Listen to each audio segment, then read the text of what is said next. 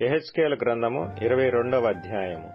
మరియు యెహోవా వాక్కు నాకు ప్రత్యక్షమై ఈలాగు సెలవిచ్చెను.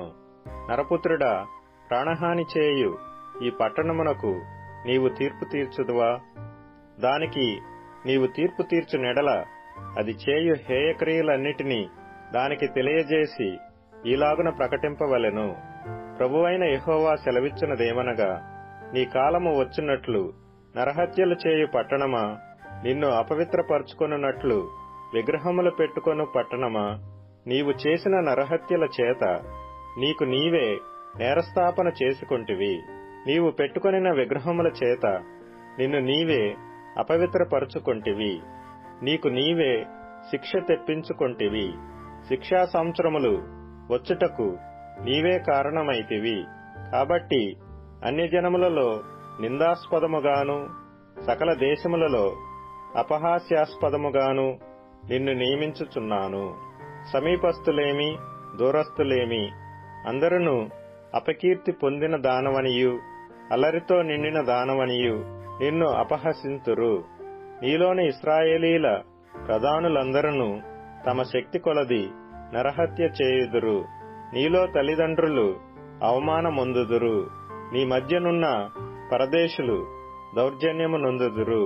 నీలో తండ్రి లేని వారును విధవరాండ్రును హింసింపబడుదురు.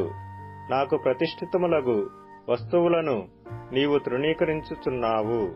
నా విశ్రాంతి దినములను నీవు అపవిత్రపరచుచున్నావు. కొండెములు చెప్పి నరహత్య చేయువారు నీలో కాపురమున్నారు. పర్వతముల మీద భోజనము చేయువారు నీ మధ్య నివసించుచున్నారు. నీలో కామ వికార చేష్టలు జరుగుచున్నవి. తమ తండ్రి మానాచ్ఛేదనము తీయువారు నీలోనున్నారు. అశుచి అయి బహిష్టి అయిన స్త్రీని చెరుపువారు నీలో కాపురమున్నారు. ఒకడు తన పొరుగువాని భార్యను కూడి హేయక్రియలు చేయును. మరియొకడు కామాతురుడై తన కోడలిని అపవిత్రపరచును.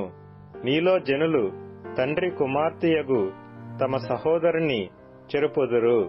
నన్ను మర్చిపోయి నరహత్యకై లంచము పుచ్చుకొనువారు నీలోనున్నారు. అప్పిచ్చి వడ్డీ పుచ్చుకొని నీ పొరుగువారిని బాధించుచు నీవు బలవంతముగా వారిని దోచుకొనుచున్నావు. ఇదే ప్రభువైన యెహోవా వాక్కు. నీవు పుచ్చుకొనిన అన్యాయ లాభమును నీవు చేసిన నరహత్యలను నేను చూచి నా చేతులు చర్చుకొనుచున్నాను. నేను నీకు శిక్ష విధింపబోవు కాలమున ఓర్చుకొనుటకు చాలినంత ధైర్యము నీ హృదయమునకు కలదా? సహించునంత బలము నీకుండునా?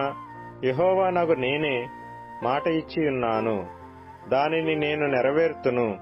నీ అపవిత్రతను బొత్తిగా తీసివేయుటకై అన్యజనులలో నుండి నిన్ను చెదరగొట్టుదును. ఇతర దేశములకు నిన్ను వెళ్లగొట్టుదును. అచ్చట అన్యజనుల ఎదుటనే నీ అంతట నీవే భ్రష్టుడవై నేను యెహోవానని నీవు తెలుసుకొందువు.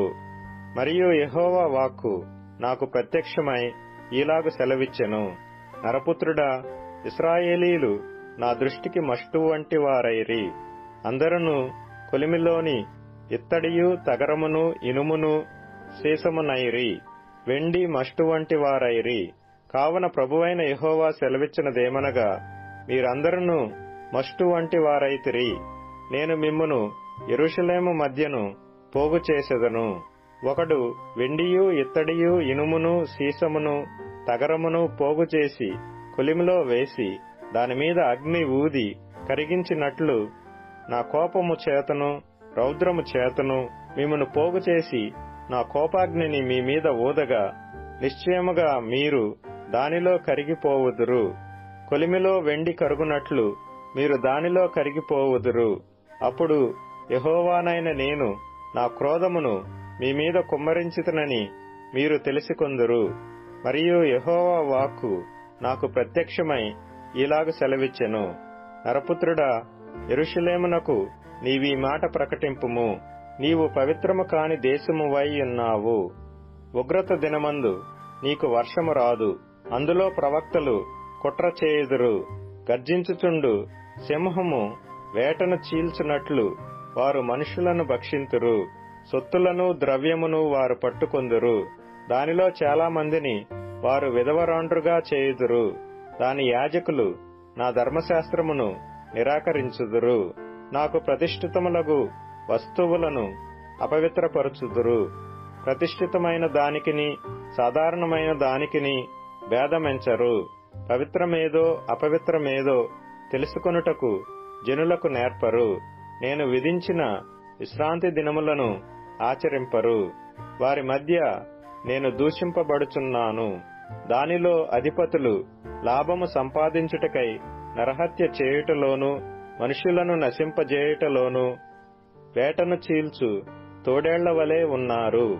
మరియు దాని ప్రవక్తలు వ్యర్థమైన దర్శనములు కనుచు, యెహోవా ఏమీయూ సెలవియ్యనప్పుడు ప్రభువైన యెహోవా ఇలాగు సెలవిచ్చుచున్నాడని చెప్పుచు వట్టి సోదెగాండ్రయ్యు జనులు కట్టిన మంటి గోడకు గచ్చుపూత పూయువారై ఉన్నారు.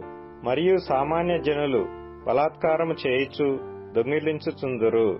వారు దీనులను దరిద్రులను హింసించుదురు.